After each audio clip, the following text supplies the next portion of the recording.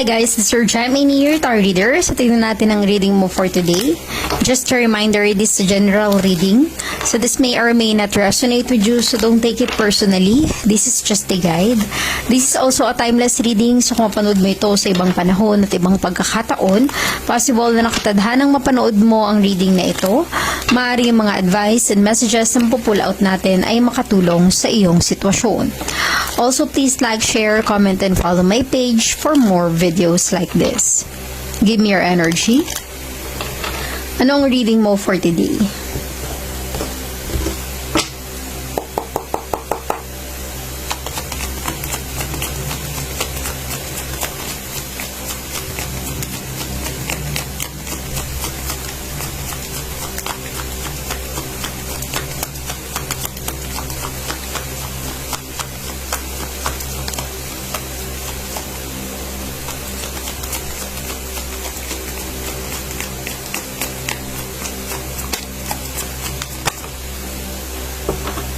Okay, you have here the Six of Pentacles, an Earth sign. Maaaring iba sa inyo ay Earth sign energy, Taurus, Virgo, and Capricorn, or posibleng connected ka with an Earth sign energy, Taurus, Virgo, and Capricorn. Also, posibleng may letter F sa pangalan mo or sa pangalan ng person na involved sa'yo. Resonate as it is, guys. Pero yung nafe-feel ko sa energy na ito, this is some kind of a karma. Kung ano yung ginawa mo sa kapwa mo, yun ang babalik sa'yo. Para sa iba naman, ito ay way of sharing your blessings to others.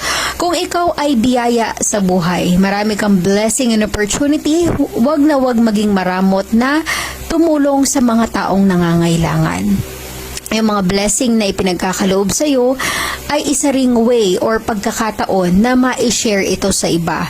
Kasi the more na ikaw ay matulungin, marunong tumulong sa iba, marunong mag-share ng mga blessings mo, hindi ka maramot, the more na mas bibiyayaan ka. Okay? Laging tandaan kung ano yung pagtulong na ginawa mo, yun ang ibinabalik sa'yo kahit sa anumang paraan.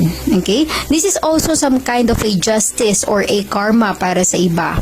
Ang iba, maaaring sa trabaho or sa business, kahit sa love life, merong nang lamang. Merong hindi gumawa ng maganda. Hayaan mo sila. Huwag mong istresin ang sarili mo. Huwag kang magtatanim ng sama ng loob or magtitake ng revenge or pagigante. Alisin mo yan sa buhay mo. Kasi hindi yan makakatulong.